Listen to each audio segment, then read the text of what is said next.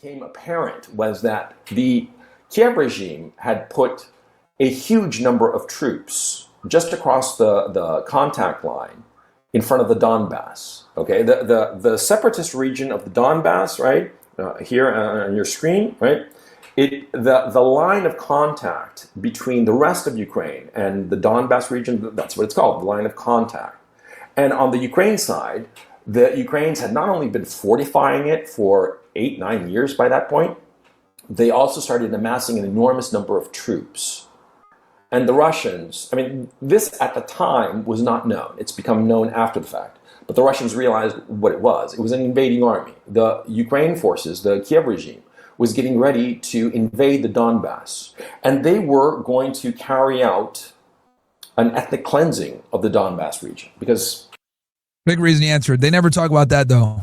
Something else that people don't talk about. See, the Kiev regime, starting with the Maidan Revolution, who were the people that the NGOs financed? They were new. That's a thing. See. Okay, so who he's talking about is this group right here, the Azov Brigade. Okay, the 12th Special Forces Brigade is a formation of the National Guard of Ukraine, formerly based on Mariupol in the coastal region of the Sea of Azov, from which it derives its name. The NGOs that carry out color revolutions, they always support the most extreme faction, because the most extreme faction of any given country is the one most willing to turn to violence to overthrow the regime. See, a moderate opposition party is not going to think about using violence. They're going to try to achieve their political goals by political means. But the radical crazies, they're going to go to violence. And that's why they always fund the crazy militias and the wildest people, because they know they're going to do the job that needs to be done. And they got plausible deniability. Oh, we gave them money, but hey, let them do what they got to do.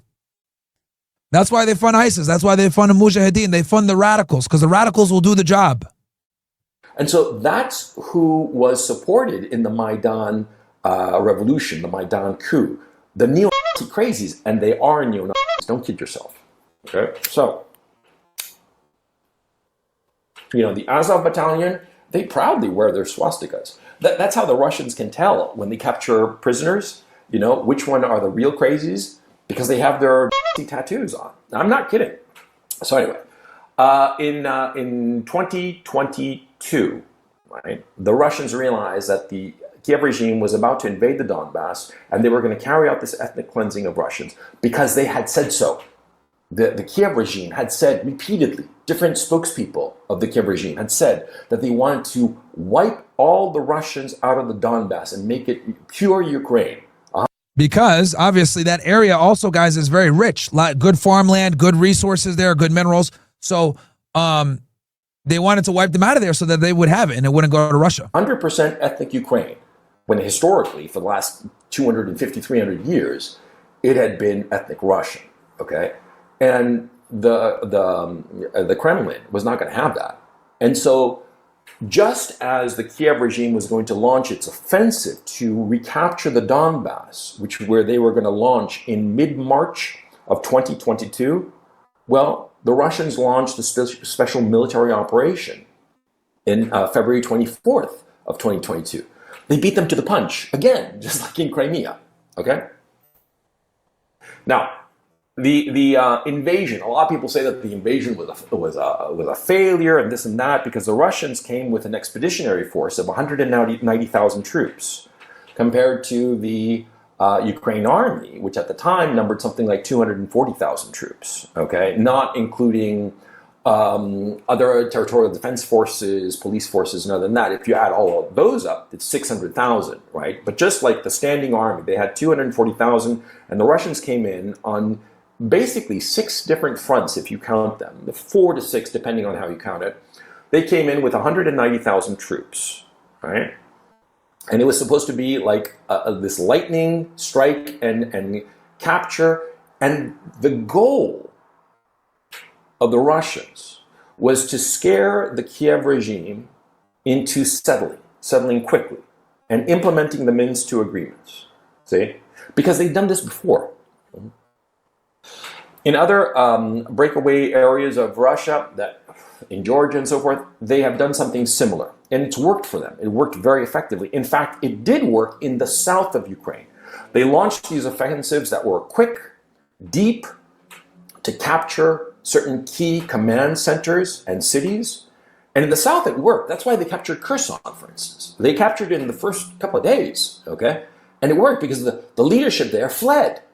And what the Russians clearly thought would happen, sorry about that, is that the Kiev regime would also either sue for peace quickly or abandon ship and flee the city. But what happened was that the Kiev regime stayed put in Kiev. I mean, I was there when the war broke out, so I know. And but in the south, this strategy worked. And that's why the Russians were able to capture this huge swath of territory in the south, okay? Roughly 100,000 square kilometers, which is, I don't know, 4 times the size of Massachusetts, basically. And they captured this territory, but in the north, around Kiev, it didn't work. They never intended to capture Kiev because they didn't have enough troops. Kiev is a large city, 2.6. And also it would be terrible to try to take because the West is right there and they wouldn't let Kiev fall. There's no way they would let Kiev fall. 7 million people, I believe. And so capturing such a large city with the number of troops that they had there, which is basically amounted to about 30,000. Remember, guys, when you're the invading country, you have a significant disadvantage anytime you invade. That was not an invading army. It was basically to scare the Kiev regime into a quick peace and implementing the Minsk agreements. That's the key issue, because that's what the Russians have always wanted. They wanted, an acknowledgement that Crimea was Russian forevermore, and they wanted some political autonomy and protection for the ethnic Russians in the Donbass. That's what they wanted, okay? That's why the Minsk II agreements came into play. But anyway, the point is that in the south it worked, in the north it failed. And what happened was that during March, the Russians and the Ukrainians started negotiating to some sort of ceasefire, okay? They were trying to get to a peace settlement. And in late March, early April, they seem to have come awfully close. Retrospectively, it appears that they came close to some sort of agreement. And that's why the Russians started to pull back in the north, around Kiev and around Sumy and Chuhuyev. It appeared that a settlement would be reached, and that's why they pulled back out of a measure of, it was 2 factors. Number one, their supply lines were too long, and so it was smart to start pulling troops back or else go in big, right? And number 2, they seemed to be close to this agreement, so it was a measure of good faith. But of course, what happened was in early April, Boris Johnson arrived in Kiev and laid down the law for the Zelensky regime. No peace negotiation. You got to go to war with these guys. And we know that fucking obviously United States, they just want, because they want to test out their weapons, right? They want to go ahead and see their capabilities against the Russians. And what better way to test out your capabilities than let another army do it? You let them die, right? That's how they looked at it. Washington didn't want the war to happen, but they didn't realize that they were going to get themselves into a really bad situation. And go all the way. And the signal for that, remember that human rights atrocity that happened in that suburb of Kiev? That was staged, okay? That wasn't the Russians, okay? But that's a long conversation. That's for another video. But the point is that, see, that was a turning point for the Russians realizing, no, these guys are never going to sign any kind of peace agreement. They want to go to war. And so the Russians, basically starting from there, they started creating the conditions so that they can go to war and ultimately capture the whole country. They didn't want to capture all of Ukraine, okay? They didn't even want to capture part of it. Yeah, contrary to what they're telling you in the Western media, Russia isn't really interested in all of Ukraine, bro. Because just strategically speaking, they don't want to be on border with fucking Poland and NATO. That's not good for them. What they want to do is be able to secure their border, have a buffer zone, and not have NATO and Western expansion right on their fucking border. That's the reality, bro.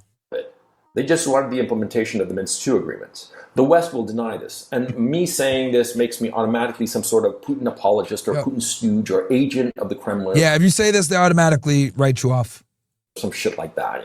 I've been saying this for years, and Gonzalo was a good, and it's funny. You know what? You guys want to know why? So Gonzalo was saying from the beginning that Russia's winning this war, Ukraine can't win, and they're getting fucked up. He was saying this back in 2022.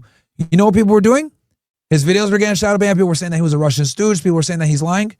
Fast forward, fucking 3 years later, he was fucking right. Even Donald Trump Why do you think Donald Trump is coming forward, meeting Putin in Alaska? The Russians have no incentive to stop the war because they're fucking winning, chat. Do not believe what the media is telling you. They banned Jackson Hinkle for this. He got killed for this. You will get banned for talking about this shit, bro. Russia's been fucking these niggas up for years, bro. For years. Now, Trump is finally coming to the table and admitting it. MSNBC didn't admit that Russia was winning until like last year, by the way. FYI. Mainstream media did not admit that they were losing until like last year. Gonzalo, God rest his soul, was right the whole fucking time, bro. Don DeMarco for Gonzalo. And I'll never forget, I had him on the show. I haven't gotten any checks, man. So I'm telling you, this is what happened. Now, the Russians started reorganizing their armies, their strategies, their whole approach to the conflict. And for various reasons, they realized that this was going to be a war of attrition and that they would have to go for broke. And what is it now? A war of attrition. 2 years ago, he called this. And reduce and eliminate and destroy, quite frankly, the Ukraine army, which they have been doing. Okay. The last credible numbers as of last week, the numbers of Ukraine dead. This is 2 years ago, chat. By the way, this video came out when? January 31st, 2023. So 1 year of the war, pretty much. According to Colonel Douglas McGregor, who was Donald Trump's military advisor and a guy who's very plugged in, and he's a very sober man. He's never going to say something unless he's absolutely sure of the numbers. He said that 157,000 Ukraine soldiers had been killed in the conflict so far. 157,000. And that's killed. That's wild. That's not wounded, incapacitated, which is easily double that number. So roughly 450,000 Ukraine men have been lost to this conflict. That's a reasonable estimate at this time. And so far as the Russians are concerned, the BBC has been trying to figure out the numbers very diligently because, of course, the propaganda value. They want to show that the Russians have been losing so much in this conflict in terms of lives, right? All right, so that's kind of the gist. Now you guys know the background of the conflict and you guys know how this all started. Long story short, let's sum it up. So go back to the 1990s, right? We had the fall of the Soviet Union, right? And, oh man, fucking camera's off. Goddamn. So we had the fall of the Soviet Union, right? In the 1990s. With the fall of the Soviet Union, obviously this created a lot of problems. Ukraine was able to split off in a bunch of other countries. Most importantly, Ukraine.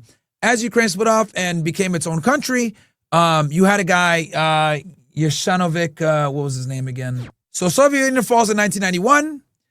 Ukraine is created. Obviously, they kind of build their own culture, create their own language, blah, blah, blah, all this other stuff. Hey, we're going to be, Ukrainians, but half the country's also ethnically Russian, right? So you get a leader that comes in and he's a little bit more pro-Russian. He wants to kind of play both sides. He wants to be able to continue to do the trade with Russia, have their loyalty to Russia because at the end of the day, that's homeland. But at the same time, he wants to flirt with the West and be able to potentially get into the European Union and enjoy the economic benefits that come from being recognized from the West and working with the West. The problem, though, is that the West didn't like that and neither did the people. So what ends up happening in the Maidan Revolution, 2014. Revolution comes in, we back, then the West backs the coup. He's taken out of power, and another guy comes in. This guy that comes in is far more pro-Ukrainian, far more pro-West, and basically Putin sees this happening, and what does he do? He comes in and he takes Crimea. When they take Crimea, this creates a fucking, a sanction block on Russia because the annexation of Crimea, obviously that was Ukrainian land, but Russia did it for strategic reasons. Obviously they got a base there. They don't want NATO to take it over, etc. Because they knew during the fucking madness, NATO was going to go ahead and try to take that base. And Russia wants the trade routes, wants to have the open access to the waterway. And obviously, from a strategic standpoint, militarily, they could not allow Ukraine, a.k.a. NATO, to take power of that. So what ends up happening is they get hit with sanctions, lots of problems, and the sanctions fucked them up. But over a period of time, they're able to revitalize their economy, they're able to get things going, and they're able to basically figure out a way to do business while they're still being sanctioned by the West. So fast forward,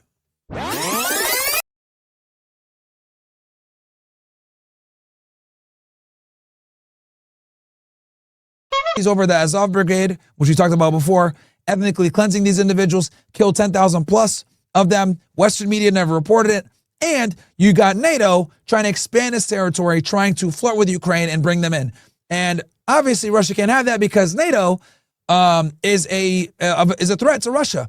So as long as NATO continues to encroach closer to Moscow and these guys are trying to ethnically cleanse Ukrainians, you can see that, Russians, ethnic Russians to the east. You can see how there's many problems. So Russia said, fuck it. They ran their military operation, came in, realized that Ukraine wasn't going to surrender because the boys over in Washington didn't want them to surrender because Russia thought that they'd be able to take Ukraine just in a few days because Ukraine would surrender. But Ukraine did not surrender, and the United States started backing it even harder. But that was a big backfire because the Biden administration and basically thought, yeah, we're going to fight these guys and be able to test our weapons, and we're going to weaken Russia, and this is going to be great. They didn't realize that Russia has the ability to have this war of attrition and Ukraine doesn't. Okay, they don't have as many soldiers. They have to rely heavily upon American firepower, American support. And quite frankly, they realized very quickly, the Democrats, that this is an expensive war, it's a costly war, and we can't fight it forever. And whenever you have a war of attrition like this, who's going to win? The people that have more guys, they have a bigger meat grinder. And at the end of the day, the Russians played back and changed their strategy because the Ukrainians were able to get a good amount of territory back in an offensive. But now the Russians are slowly pushing forward because Ukraine does not have enough men. Okay? Simple as that, man. Ukraine does not have enough men to wage this offensive and probably defend themselves. And this is why Trump is coming to the table and trying to negotiate. He cannot afford to allow Russia to take more territory because as Russia takes more territory, it's going to be harder and harder to negotiate a peace deal because they're going to lose more and more influence. So that is why he's trying to basically stop the war as it is, draw the lines here, but Russia has no reason to because the more time that goes on, the better for them. They're slowly grinding forward because Ukraine simply does not have enough soldiers to fight this thing off. They ran their operation a couple months back where they destroyed a bunch of Russian fighter jets that were nuclear capable. But other than that, the Ukrainians have not been able to really push or defend land too much. And every day that passes by, the Russians are taking more territory. It's got to the point where the Ukrainians are evacuating towns knowing that the Russians are coming. So it's a slow grind forward. And the Russians got all day, bro. They got over 1 million men. They can keep going. They're getting more soldiers. Meanwhile, Ukrainians have nothing. They don't have any more soldiers, man. It's got so bad that the Ukrainians are relying heavily upon landmines to defend positions. They can't even put soldiers in position anymore, chat. So